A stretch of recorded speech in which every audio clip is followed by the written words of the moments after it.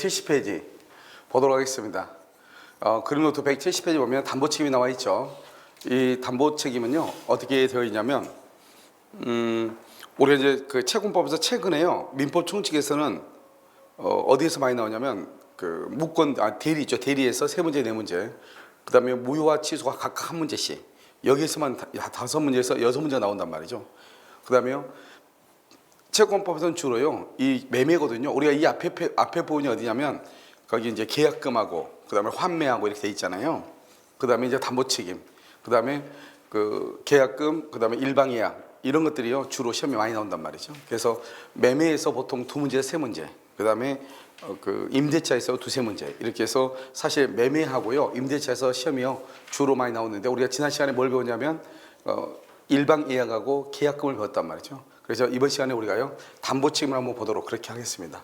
그러면 이제 이 담보책임이라는 것이 무엇인가, 이것을 먼저 보시면요 담보책임이라는 것은 이런 것을 얘기하는 거예요. 지금 여기 담보책임 이렇게 남아있죠. 170페이지 보셔요. 강의노트. 담보책임은 무과실책임이나 이렇게 돼 있죠. 그래서 담보책임이 무과실책임이라고 하는 것은 뭐냐면 매도인은 잘못이 없어서 책임을 진다 이 말이죠.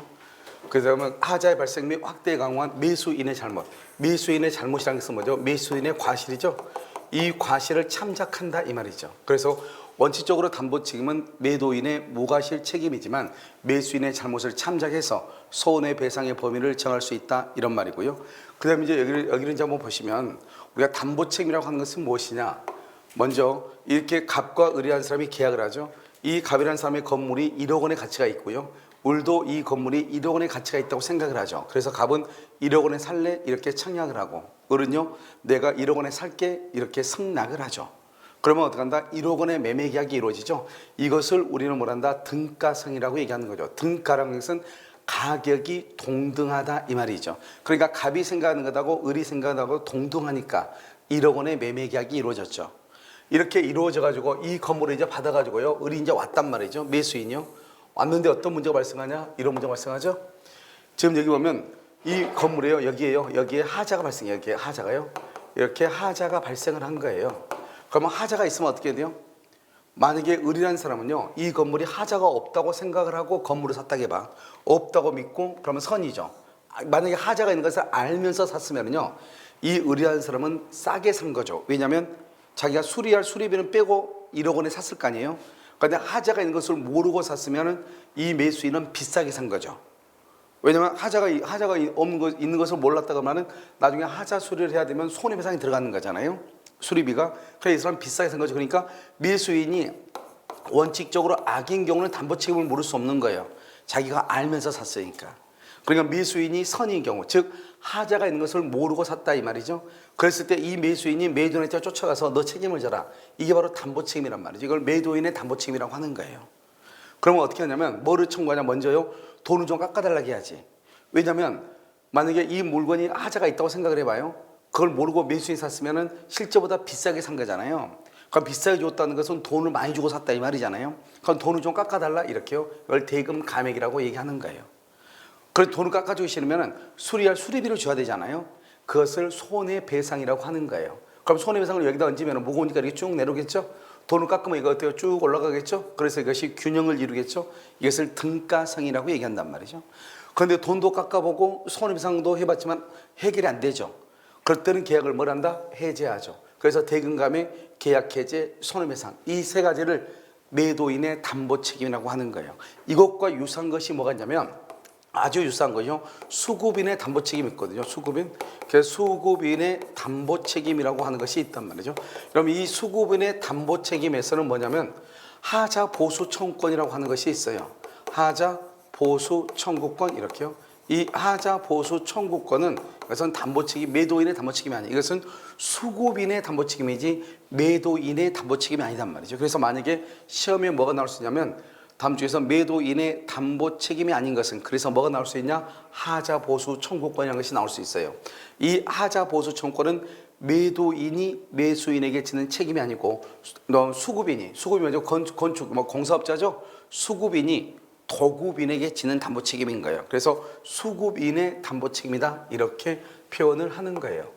그 다음에 이제 우리가요 우리 민법에 보면 무과실 책임이라는 것이 몇 번 나오고 우리 시험범위에서 이 무과실책임에서 이제 시험에 자주 나오는 것 중에 하나가 뭐냐면 여기죠. 무권 대리인의 책임. 우리가 무권 대리인의 책임은 무슨 책임이다?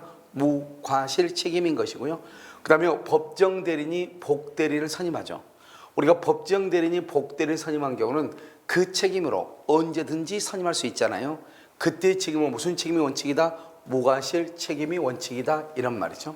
그 다음에 또 하나가 매도인의 담보 책임이에요. 그 다음에 또 하나가 도용이 없는 전대차죠. 도용이 없는 전대차에서 임차인의 책임이죠. 이 임차인의 책임이 원칙적으로 무과실 책임이 되는 것이에요. 알겠죠? 물론 뭐 다른 것도 있지만 우리가 이제 시험 범위 내에서만 우리가 보는 거란 말이죠. 특히 여기 이 세 가지는 중요해요. 알겠죠? 담보 책임은 무과실 책임이다 이렇게. 그 다음에 이제 우리가 이제 여기서 이제 책임은요 몇 가지가 있는데요. 그 중에서 하나가 뭐냐면 하자 담보 책임에서 여기서 우리가 말할 때 잘 봐야 돼요. 이 하자 담보 책임이라 나왔죠. 이 하자 담보 책임이라는 것은 이것은 물건의 하자, 물건의 하자를 얘기하는 거예요. 물건의 하자. 알겠죠? 다른 건 얘기하는 것이 아니고 물건에 잘못이 있었을 때 이런 말이죠. 그것을 하자 담보 책임이다 이렇게. 하자 담보 책임에서 여기 봐봐요. 손해배상 청구권이라고 나왔죠. 그러면 이 청구권이라는 말 앞에 무슨 말이 있으면 매수다, 분할이다, 증감이다, 소멸이란 말이 있으면 형성권이죠.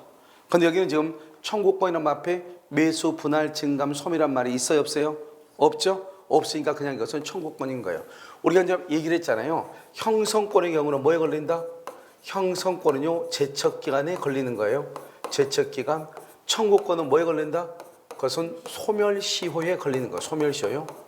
소멸시효. 그러니까 소멸청구는 청구권이니까 10년의 소멸시효에 걸린단 말이죠. 그런데 하자 담보 책임에 보면 뭐라고 돼 있냐? 이렇게 돼 있죠. 하자 담보 책임에 보면 6개월의 제척기간을 합니다. 6개월의 제척기간. 이렇게 딱 나와 있어 법에. 알겠죠? 우리 법에는 6개월의 제척기간은 원래 이 제척기간이라는 것은 형성권에만 나와야 되는 거잖아요. 알겠죠? 그런데요, 여기는 하자 손해배상 청구권은 이것은 형성권이 아니고 청구권임에도 불구하고 6월에 제척기간에 걸린다 이렇게 돼 있단 말이죠. 그래서 대법원 판례가 뭐라 했냐? 이때 6월의 제척기간 6월이라고 하는 것은 그 하자를 안 날로부터 6개월이다 이 말이고요. 여기서 10년이라는 것은 뭐 이제 우리가 매매계약을 하면 물건을 인도받잖아요. 인도받은 날로부터 10년이다 이런 말이죠. 그래서 인도받은 날로부터 10년, 그 다음에 하자를 안 날로부터 6개월의 제척기간에 걸린다 이렇게. 그래서 판례가 말하겠다. 제척기간에 걸린다고 해서 소멸시효에 걸린다는 것이 걸리지 않는다 이렇게 볼 수는 없다는 거죠. 그러니까 제척기간에 적용을 받아도 소멸시효에 걸릴 수가 있다는 거예요. 판례가. 알겠죠? 그래서 여기는 원래 이제 보면 우리가 나중에 배울 거예요. 6개월의 제척기간 여기 나온단 말이죠. 그런데 10년의 소멸시효에도 걸린다. 이게 한 가지가 중요한 것이고요. 전체적인 걸 보고 있는 거예요. 우리가 담보책임이라는 것은 채권법이잖아요. 채권법은 뭐냐면 임의 규정이잖아요. 그러니까 당사자의 합의로요. 뭘 할 수 있다? 담보책임을 가중할 수 있고 가볍게 경감할 수 있고 아예 그냥 배제, 담보책임이 없다 이렇게 할 수 있단 말이죠. 이것은 임의 규정이니까. 그런데 여기서 이제 문제가 뭐냐면 담보책임이 없다고 약속을 해서 배제한다고 약속을 했죠. 그럼에도 불구하고요. 여기서 뭐냐면 담보책임을 배제하기로 약정을 했어. 배제. 담보책임을 배제한다고 약정을 했단 말이죠. 그렇다 하더라도 매도인이 권리나 물건의 하자를 알고 고지하지 않는 경우 이게 중요해. 원래 담보책임을 배제하고 약정을 했다면 담보책임이 없어야 되잖아요. 그런데 매도인이 하자를 알고서 고지하지 않았잖아요. 이때는 책임을 면하지 못한다 이 말이죠. 그래서 책임을 면하지 못한다 이렇게 얘기를 해. 책임을 면하지 못한다 이렇게. 알겠죠? 그래서 이 말을 여러분이 이해를 해야 돼. 그래서 책임을 면하지 못한다 이렇게. 그 다음에 그 말이 무슨 말이야? 책임을 진다 이 말이죠. 그러니까 담보 책임을 나는 담보 책임 안 져 이렇게 약속을 했단 말이죠. 이렇게 약속을 했다 할지라도 하자가 있는 것을 알면서 고지하지 않는 경우는 다시 담보 책임을 진다 이 말이죠. 그러니까 우리가 만약에 매매계약서에요 중개업자가 쓴단 말이죠. 뭐라고 쓰냐면 이 건물은 30년 정도 돼서 노후화됐죠. 그러니까 하자가 발생할 수밖에 없잖아요. 싸게 판 대신에 담보 책임은 없습니다. 이렇게 적는단 말이죠. 특약상이에요. 그렇다 하더라도 내가 모르고 하자가 있는지 어딘지 모르고 어디서 하자가 발생할지 모르잖아요. 그러니까 그걸 아무것도 모르고 계약서에다 썼을 때는 아무 문제가 없는데 책임을 안 져. 하자가 발생해도. 그런데 내가 하자가 있는 것을 알면서 숨기면서 그걸 약속했다 이 말이죠. 그러면 다시 책임을 진다 안 진다? 진다 이런 말이죠. 그 다음에 여기요 우리가 또 한 가지 뭐냐면 하자담보 책임하고 착오란 게 문제가 돼요. 그러면 하자담보 책임이라고 하는 것은 물건의 하자에 대해서 매도인이 지는 책임이고요. 착오라고 하는 것은 뭐냐면 의사표시의 불일치를 표의자가 모르는 것이란 말이죠. 그러니까 담보 책임하고 착오는 성립 요건이 전혀 다른 거예요. 알겠죠? 그러니까요, 하자 담보 책임이 있냐 없냐 관계없이 착오가 있으면 착오를 요로할 수 있다, 취소할 수 있다 이 말이죠. 그러니까 우리가요, 하자 담보 책임이 있냐 없냐 그건 중요하지 않고 그것을 착오를 요로할 수 있다, 취소할 수 있다 이렇게. 그 다음에 이제 우리가 담보 책임의 개관이라고 되어 있죠. 제가 담보 책임 전체를 한번 보는 거란 말이죠. 먼저 여기 한번 보시면 뭐라고 되어 있죠? 권리의 하자라고 되어 있죠. 이 권리의 하자를 보면 여기 추탈 담보 책임이다 이렇게 되어 있잖아요. 그 다음에 여기 잘 봐, 제 조문을. 담보 책임은 몇 조부터 시작하냐? 569조는 담보 책임이 아니에요. 570조부터 해서 577조까지. 여기 좀 한 칸을 비워놨죠? 577조까지란 말이죠. 그러고 난 다음에 여기 봐봐요. 578조가 뭐죠? 경매죠. 그 다음에 579조가 채권이죠. 그 다음에 580조, 581조가 뭐냐면 이것은 물권의 하자. 이 물권의 하자를 하자담보 책임이라고 하는 거예요. 그러니까 우리가 권리의 하자가 있고 물권의 하자가 있단 말이죠. 무슨 말이냐? 나는 임차인, 임차권이 없는 줄 알고 계약을 했어. 우리 보통 보면 주인이 뭐라고 하냐면 매도인이요. 내가 우리 집에 월세 사는 사람 반드시 내 보낼 테니까 당신 그럼 그때까지 입주하게 해주겠다. 그 잔금 지급일까지. 그래가지고 약속을 해가지고 계약을 했단 말이죠. 막상 잔금 지급하고 이사를 따고 오니까 임차인하고 임대인하고 두 사람, 매도인 간 사이에요. 합의가 안 돼가지고 이 사람이 나가지 않고 아직도 살고 있는 거예요. 그럼 어떻게 돼요? 내가 소유권은 가지고 왔는데 그럼 소유권은 완전한 소유권이 있어야 되잖아요. 그런데 사용하고 수익을 다른 사람이 하고 있다 이 말이죠. 알겠죠? 그것을 뭐란다? 용익 권능이 제한됐다 이렇게 얘기해요. 그러면 그것은 뭐 때문이야? 임차권이라는 것 때문에 지금 제한이 받고 있죠? 그것을 권리의 하자다 이렇게 얘기해. 저당권을 다 말소하기로 했어. 저당권을. 그러니까 저당권 1억인데 내가 잔금 5억을 주면은 저당권을 말소하기로 분명히 약속했단 말이죠. 그러니까 내가 잔금 5억을 다 입금했는데 아직 저당권이 말소되지 않고 있는 거예요. 이것을 우리는 뭐라고 한다? 그것을 권리의 하자다 이렇게 얘기해요. 원래는 저당권이 있어야 돼 없어야 돼 매매할 때는 없어야 되는데 저당권이 있더라 이 말이에요. 그걸 권리의 하자. 그런데요, 우리 집에요 지붕이 날아갔다. 그러면 지붕은 권리가 하자가 있는 것이 아니고 물건 자체가 하자가 있는 거잖아요. 그것을 물건의 하자, 하자담보 책임이라고 얘기하는 거예요. 내가 지금 얘기하는 것은 지금 이 경매를 봐봐. 경매를 보면 어떻게 되죠? 여기는 권리의 하자고 여기는 물건의 하잖아요. 그러면 여기 보면 576조, 577조, 그 다음에 578조죠. 그러니까 경매는 권리의 하자 다음에 경매가 나오잖아요. 그래서 이 경매의 경우는 물건의 하자는 580조, 581조잖아요. 구조상으로. 그러니까 경매는 물건의 하자가 있을 때는 책임을 안 지는 거예요. 왜냐하면 여기 있는 것을 책임을 지는 거니까 경매에서. 여기는 매매일 때 문제고 여기는 경매일 때 문제란 말이죠. 그러니까 경매는 권리의 하자일 때 책임을 지는 것이고 물건의 하자일 때는 책임을 진다 안 진다? 안 진다. 이게 중요해요. 아시겠죠? 자, 그래서 이제 전체적인 구조는 네 가지예요. 권리의 하자, 그 다음에 경매, 그 다음에 채권, 그 다음에 물건의 하자.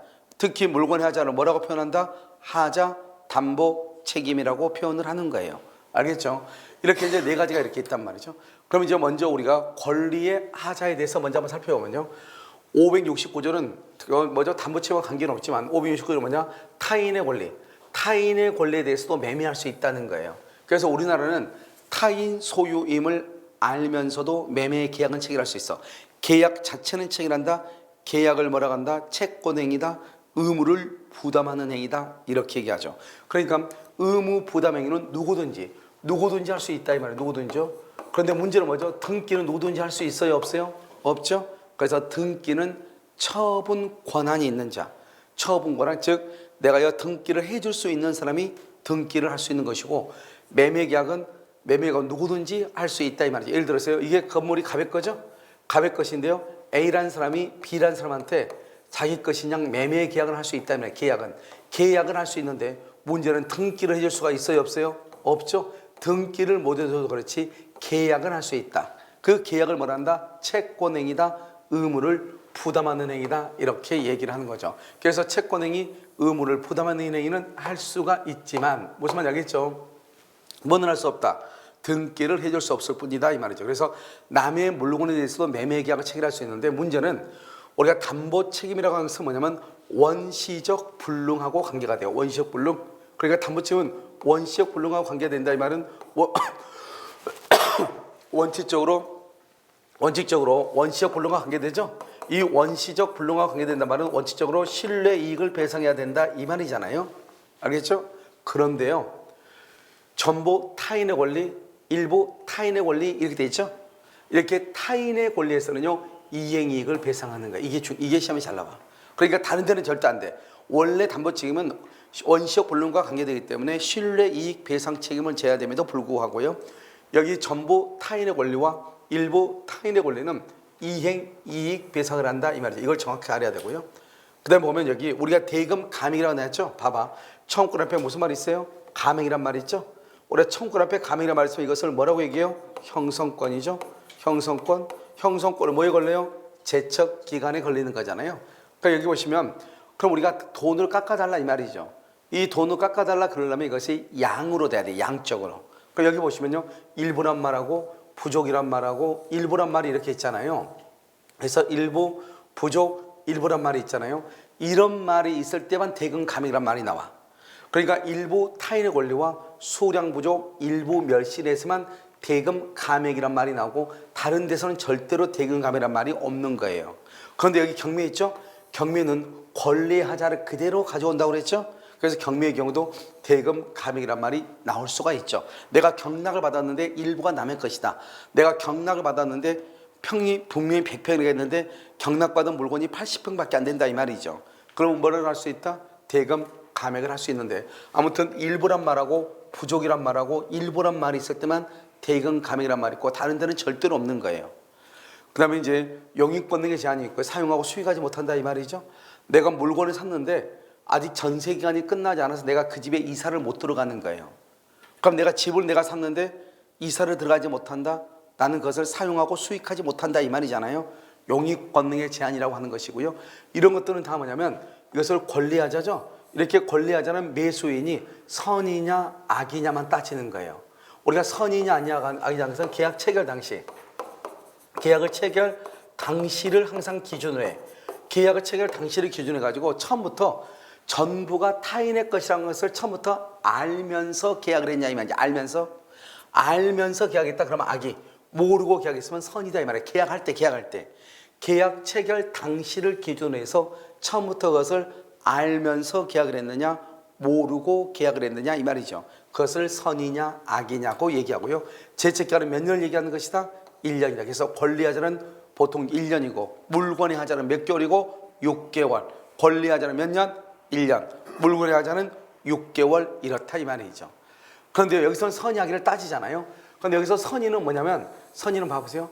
선이라는 것은 그것을 안 날로부터요. 안 날로부터. 악일은요 한 날로부터. 한 날은 계약을 체결한 날. 처음부터 계약을 체결할 때 처음부터 알았느냐 악이. 알겠죠? 그 다음에 몰랐느냐 선인데, 선인은 그것을 안 날이에요. 안 날. 한 날하고 안 날은 약간 달라. 좀 이따 그건 설명하고요. 아무튼 여러분 항상 선인은 안 날이고 악일은 한 날이다. 항상 이렇게 연결을 해야 돼.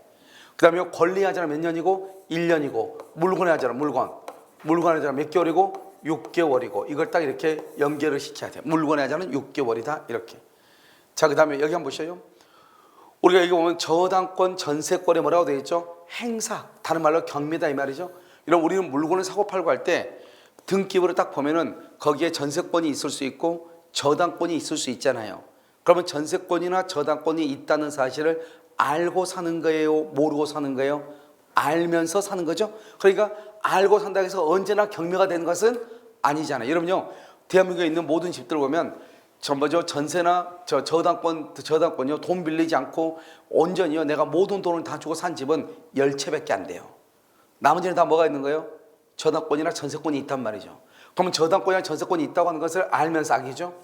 모르고 샀어 선이죠. 알든 모르든 전세권이나 저당권이 있다고 해서 언제나 경매가 되는 것은 아니잖아요.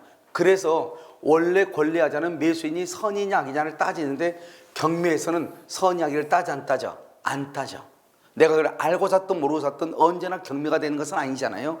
그래서 그런 것을 따지지 않고 알죠? 불문하고 이렇게 할 수 있다 이런 말이에요. 그래서 여러분요, 저당권 전세권 행사는 선의 악의를 따지지 않는다 이렇게 알고 있어야 되는 거예요. 아시겠죠? 자, 그 다음에 이제 여기 한번 보시면, 여기 보시면 이제 경매라고 이런 식으로 나와 있나요? 경매는 뭐를 얘기한다고 했죠? 내가 방금요. 경매는 권리의 하자를 그대로 갖는다고 그랬죠? 그래서 여러분 경매는요 여기서 바로 정리를 해버려. 경매는 그래서 이제 경매를 딱 보시면 여러분요, 바로 정리를 해요. 여기서 경매가 무효일 때는 무효라고 하는 것은 담보 책임이 당연히 없죠. 무효일 때는 담보 책임이 없으니까 일단 우리가 경매가 됐다고 하는 것은 뭐를 전제로 하는 것이다? 유효가, 경매가 적법하게 유효일 때를 지금 전제로 하는 것이다, 이런 말이죠. 무슨 말인지 알겠죠? 자, 그럼 보면 우리가 항상 담보 책임은 누가 지는 거죠? 매수인이 누구한테 책임을 묻는 거죠? 매도인에게. 너 왜 그런 물건 팔았냐? 매수인이 매도인한테 가서 물어봐야지. 매도인이 매수한테 가서 내가 이런 물건을 팔았는데 너가 왜 아무 말도 안 해? 이게 아니잖아요. 매수인이 매도인에게 쫓아가서 너 책임을 지라, 이 말이잖아요.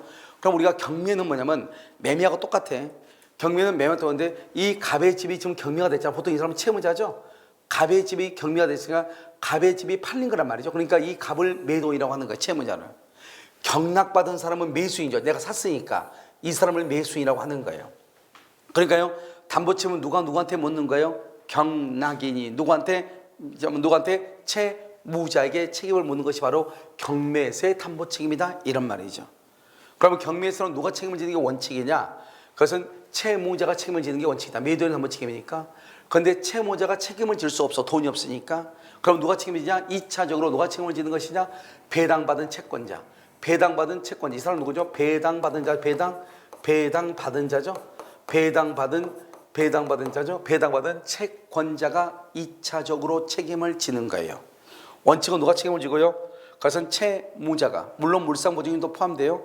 채무자가 책임을 지는데 채무자가 책임을 못 질 때 배당받은 채권자가 책임을 져.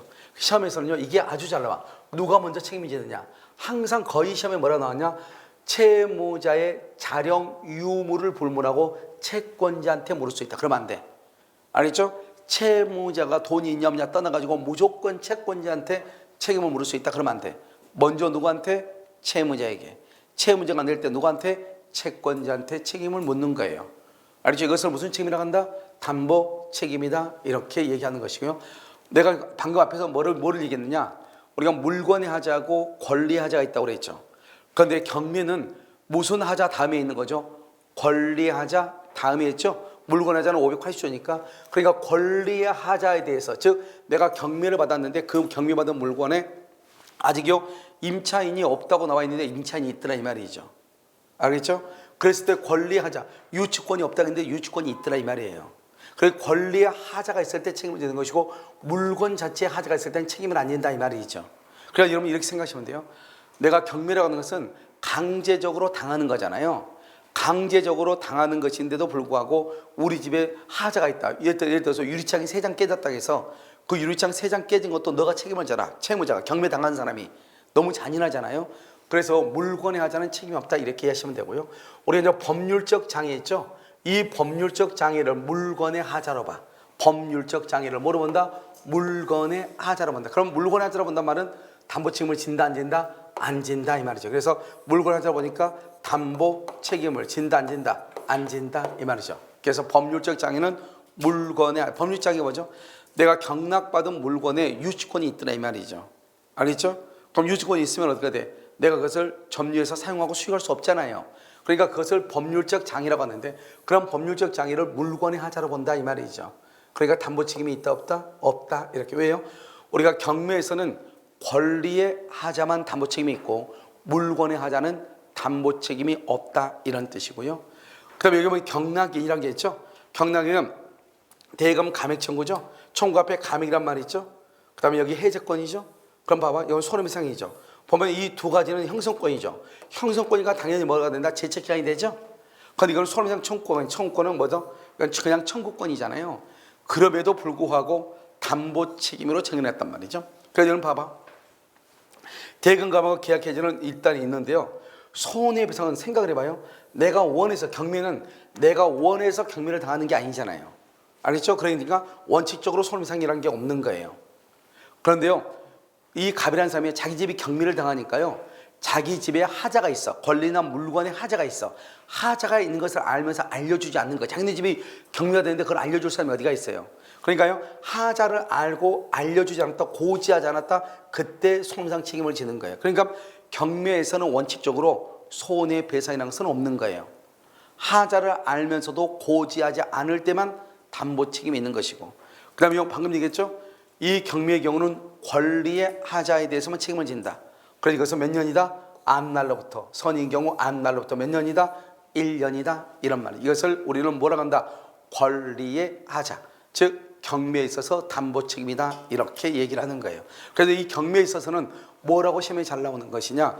이것은요, 사례형 문제로 잘 나온단 말이죠. 그러니까 경매가 만약에 여러분 있죠? 경매가 무효일 때는 무효일 때는 담보 책임이 있어 없어? 없다는 말은 대금감의 계약에 이제 손해배상이라는 말이 없다는 거예요. 그래서 우리 시험 한번 나왔단 말이죠.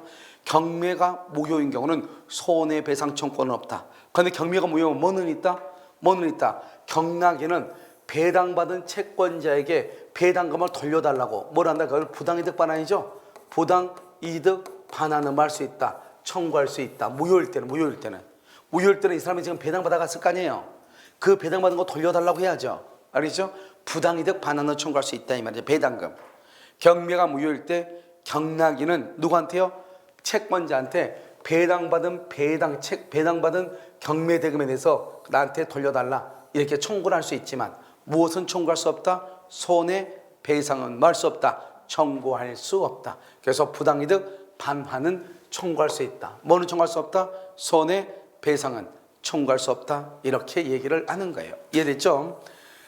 자, 그 다음에 여러분요, 우리가 이제 뭘 하나 보냐면, 자, 우리가 이제 채권을 한번 볼까? 채권 한번 봐봐요, 여기요. 우리가 이제 채권을 여기서 뭐냐면, 우리가 매매라고 하는 것은 뭐냐? 매매는, 우리가 매매를 뭐를 매매하죠? 그러면 사람들이 토지하고 건물을 얘기해. 그렇잖아요. 매매라고 하는 것은 재산권을 뭐가 있죠? 물건이 있고, 방금 우리가 물건 소유권이죠? 물건이 있고, 채권도 있고, 유가증권도 있고, 지식재산권. 알겠죠? 제가 지금 3년 전에요. 다른 데 출판사에다가 제가 책을 써가지고 책을 준 적이 있거든요. 근데 지금 보니까 내가 어제 그제요. 어떤 우연한 기회에요. 이렇게 그 사이트 들어가가지고 봤더니요. 뭐 1차 자료 해가지고 이렇게 올라가 있더라고요. 그 봤더니 제가 지금 거기 나온 지가 3년이 지났는데요. 제 자료를 아직도 거기다 올려놓고 지금 쓰고 있더라고요. 2023년 이렇게 해가지고요. 그래서 지금 얘기를 해야 되나 말아야 되나 고민 중에 있거든요. 근데 그것은 이제 기초서 써놓은 건데요. 아무리 기초서라고 할지라도 지금 3년째나 지났잖아요. 근데 아직도 거기에 올라가지고 다운로드 받으라고 이렇게 돼 있더라고요. 그래서 그 사람들은 저작권에 대해서 개념이 전혀 없는 거예요. 우리 지식재산권이 있잖아요.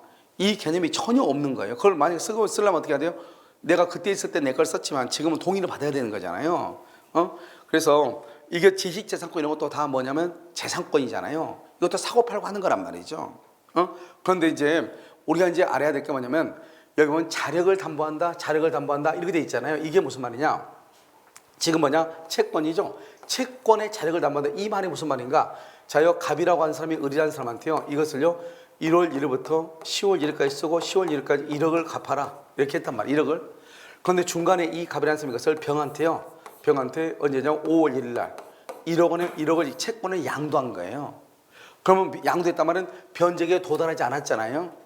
그러면 이 사람은 채권을 5월 1일 양도받았어도 돈은 을한테 가서 언제 받아야 돼요? 10월 1일 날 받아야 되죠. 그러니까 이것을 뭐냐? 변제기라고 하는 거예요. 지금은 돈을 못 받는 거예요. 그럼 이 사람이 지금 돈은 언제 있어야 돼요? 이 병 입장에서는 5월 1일 현재 있어야 돼요? 10월 1일 날 있어야 돼요? 10월 1일 날 있어야 되죠. 그러니까 이제 병이 묻는 거죠. 갑한테. 만약에 근데 내가 을한테 찾아갔는데 10월 1일 날 변제기에 돈 없으면 어떻게 돼? 이렇게. 돈 없으면 어떻게? 이렇게. 그러니까 갑이 뭐라냐?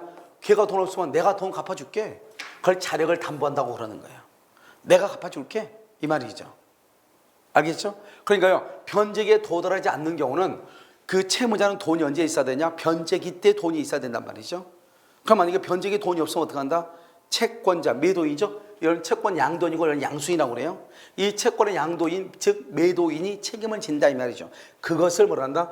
채무자의 변제기의 자력을 담보한다고 뭐한다? 추정한다. 이 추정한다 말은 사실 중요하지 않은데요. 우리 시험에는 이 추정한다를 본다로 바꿔가지고 시험이 났단 말이에요. 본다. 그러면 안 되거든요. 추정한다고 그래야지. 이게 중요한 것이 아니고 뭐가 중요하냐? 여기 봐봐. 변제기에 도달 안 했죠. 그러니까 돈이 언제 있어야 돼요?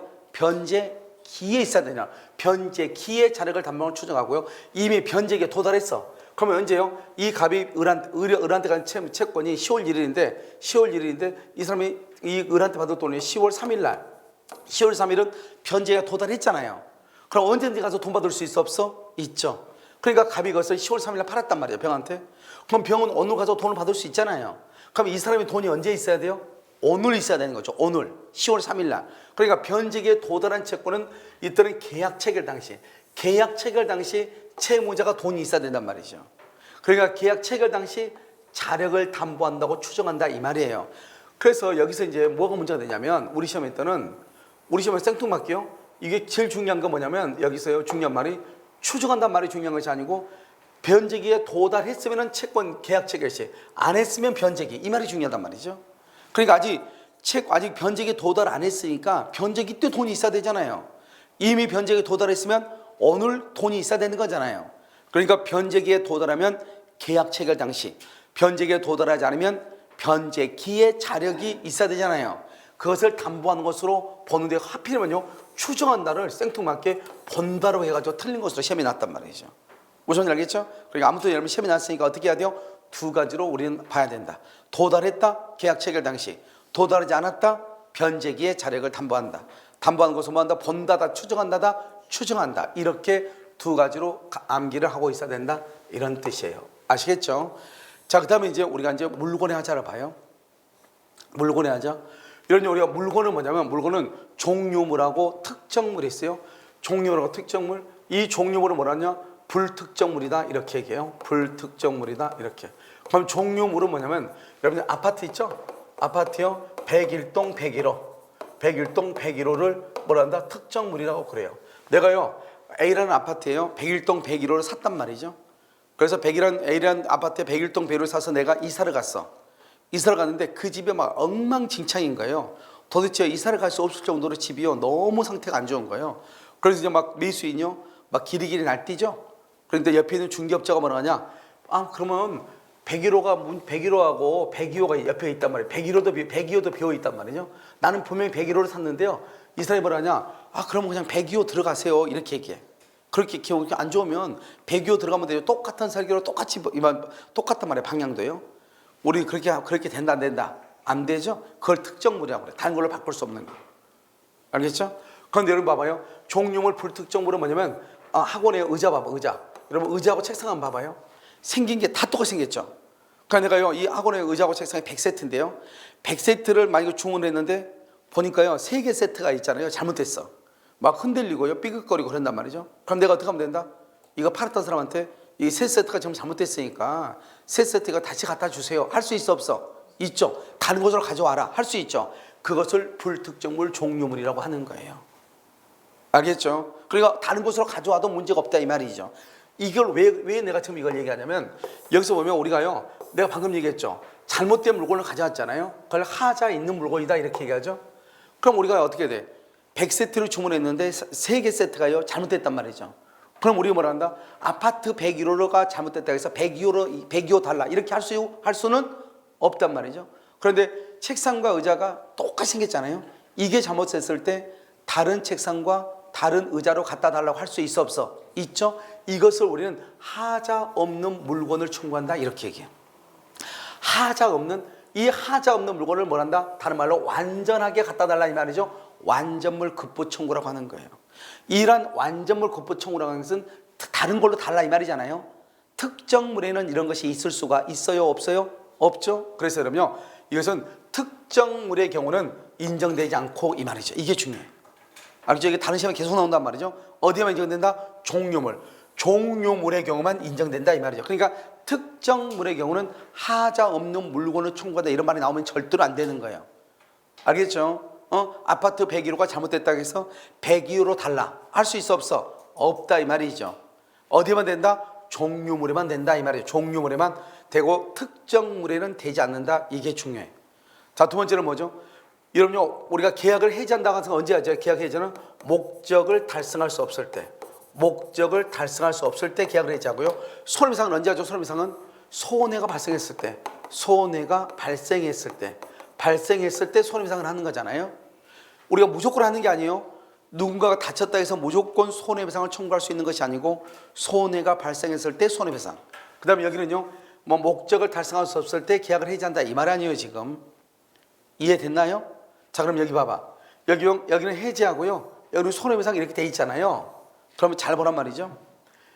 여기 보면 완전하게 물건을 곱했죠. 완전하게 완전하게 물건을 급부해서 이제 목적이 달성됐어요, 안 됐어요? 됐죠. 그러니까 해제는 못한다 이 말이에요. 완전하니까 손해가 있어요, 없어요? 없죠. 그러니까 손해배상 청구하지 못한다 이 말이에요. 알겠죠? 그래서 완전물 급부를 청구한다. 하자 없는 물건을 청구했을 때는 계약 해제나 손해배상은 청구할 수가 없다 이 말이죠. 그래서 계약의 해제나 손해배상은 할 수 없다, 청구할 수 없다 이렇게 얘기를 해. 이것을 완전물 급부 청구라고 하는 것이고, 이런 완전물 급부 청구는 어디에만 나오는 것이다. 어디에만 나와? 그것은 어디에만 나와요? 그것은 종료물에만 나오고 특정물에 나올 수가 있다 없다? 없다. 논리적으로 나올 수가 없는 거예요.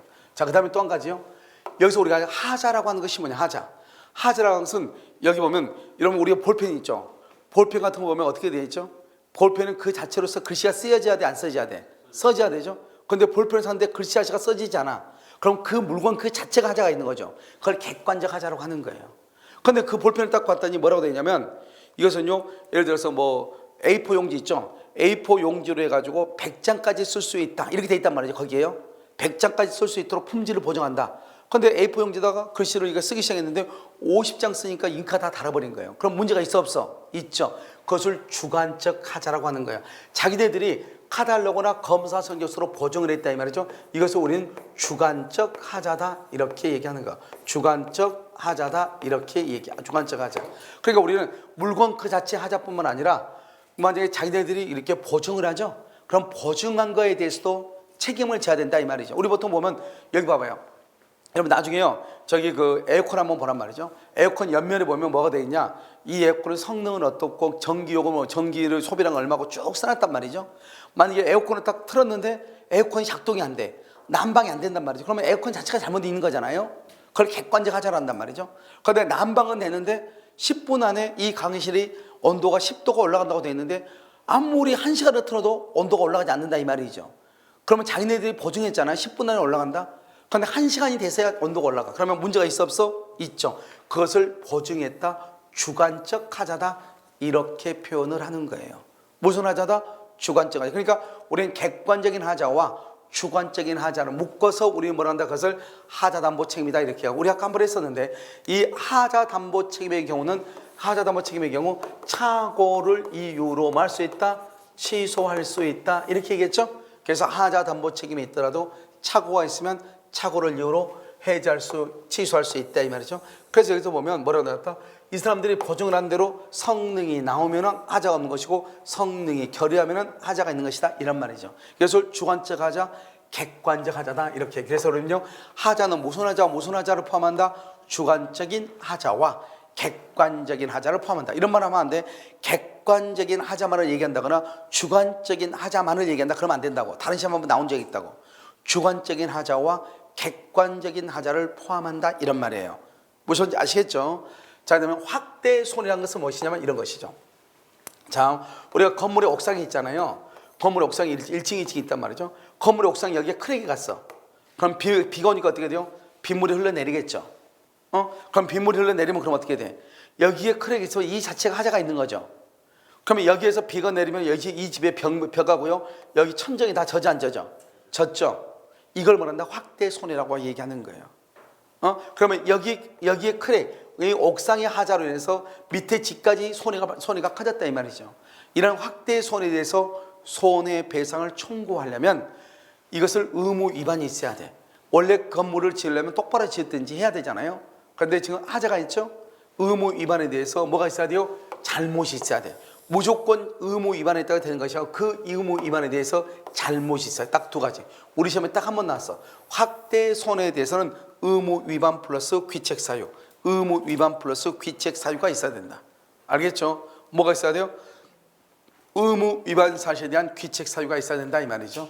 이것을 우리는 뭐라고 한다? 확대 손해다 이렇게 얘기를 하는 거예요. 그 다음에 이제 여기서요 우리가 뭐냐면 이 물건의 하자에서 하자란 말이 있다겠죠. 우리가 처음에 배웠는데 우리가 담보 책임은 무슨 책임이라고 했죠? 무과실 책임이라고 그랬죠. 그래서 무과실 책임이니까 어떻게 해야 돼요? 매도인은 잘못이 있든 없든 책임을 지는 거잖아요. 일단 무조건 책임을 져. 그런데 원래 매수인이 아무 문제가 없으면 손해배상이 100만 원 정도 나와야 돼요. 그런데 매도인도 잘못이 있지만 매수인도 잘못이 있어서 손해배상이 130만 원이 나왔다 이 말이죠. 그럼 매도인은 자기는 책임이 있든 없든 뭐 잘못이 있든 없든 책임을 지는 건 사실이지만 매수인이 잘못해서 손해가 더 커졌잖아요. 더 커진 것까지 내가 책임을 질 수는 없잖아요. 그래서 뭐라 한다? 여기요 매수인의 잘못이라고 되어 있죠. 이것을 참작한다 이 말이죠. 손해배상을 청구할 때 참작한다. 그래서 원래 매도인은 잘못이 없어도 책임을 지지만 알겠죠? 매수인의 잘못이 있으면 그것을 뭐라 한다? 참작해서 책임을 진다 이런 말이에요. 아시겠죠? 이것을 이제 우리가 뭐냐? 담보 책임에 관한 전체적인 것을 지금 얘기하고 있는 거예요. 알겠죠? 그냥 우리가 담보 책임에 보면은 뭐가 있다? 권리하자가 있고요. 권리하자는 원래 우리는 남의 물건에 대해서 매매계약 체결할 수 있다고 그랬죠? 그래서 권리하자는 우리가 먼저 5가지가 있어. 뭐가 있냐면 여기 전부 탄유 권리, 일부 탄유 권리, 수량 보정, 그 다음에 용의권 등에 대한 저당권 행사 5가지가 있고요. 권리하자 다음에 뭐가 있다? 경매가 있다. 그래 경매는 물건의 하자는 책임을 진다 안 진다? 안 진다. 법률적 장애를 뭐로 본다? 물건의 하자. 그러니까 뭐 경매에서 경락받은 물건에 법률적 장애가 있다고 하더라도 나는 담보 책임을 진다 안 진다? 안 지는 것이고, 그 다음에 이제 채권이죠. 채권은 변제기에 도달했느냐 안 했느냐가 중요하다고 그랬죠. 변제기에 도달했으면 계약 체결 시, 변제기에 도달하지 않았으면 변제기의 자력을 담보한 것으로 추정하는 것이고, 그 다음에 물건의 하자. 물건은 특정 물과 종류물이죠. 종류물은 다른 것으로 바꿀 수 있지만 특정물은 다른 것으로 바꿀 수가 없다 이 말이죠. 그러니까 특히 우리가요 하자 없는 물건을 다시 청구한다, 완전한 물건을 청구한다고 하는 것은 그것은 특정물에 있는 것이다, 종류물에 있는 것이다, 종류물에만 있는 것이고, 특정물에는 있다 없다 없다는 것이고, 이때의 하자는 객관적인 하자와 그 다음에 주관적인 하자를 포함해서 판단하는 것이고, 그 다음에 확대 손해에 대해서는 의무 위반과 뭐가 있어야 돼? 귀책 사유가 있어야 되고, 하자 담보 책임이 성립했다 하더라도 하자 담보 책임이 성립했다 할지라도 착오가 있으면 착오를 이유로 말 수 있다, 취소할 수 있다. 알겠죠? 이것이 이제 우리가 담보 책임에 있어서 문제들이다 이런 말이죠. 자 이제 그 다음에요. 여기서 이제 보면 여기 이제 쭉 한번 보시면 여기 이제 박스가 쭉 이렇게 남아 있죠. 이 박스에 대해서 여러분요 우리가요 다시 한꺼번에 설명을 하면서요 이걸 가지고 다시 이걸 설명 자체만 해야 되는 것이 아니고 이것을 설명을 하면서 전체적인 구조를 봐야 돼요. 알겠죠? 이것만 있는 것이 아니단 말이죠. 그래서 우리가 잠깐 쉬었다가요 담보 책임 보고 여기 밑에 보면 여기 쭉 설명이 지금 돼 있잖아요. 이게요 이거 같이 연결이 돼야 되기 때문에요 잠깐 쉬었다가 원래 이제 담보 책임을 1시간 안에 끝내야 되는데요 설명을 자세히 했으니까요 아까 우리 설명한 것이 담보 책임의 약 한 80%를 차지하는 거예요. 방금 설명했던 것이. 그렇죠? 지금은 이제 우리가요 여기서 이제 이 담보 책임이라는 것이 있는 것인데 이것을 이제 어떻게 볼 것인가, 이게 이제 문제인 것이에요. 그래서 잠깐 쉬었다가요 담보 책임에 관한 것을 우리가요 나머지는 이제 정리하도록 그렇게 하겠습니다. 잠깐 쉬겠습니다.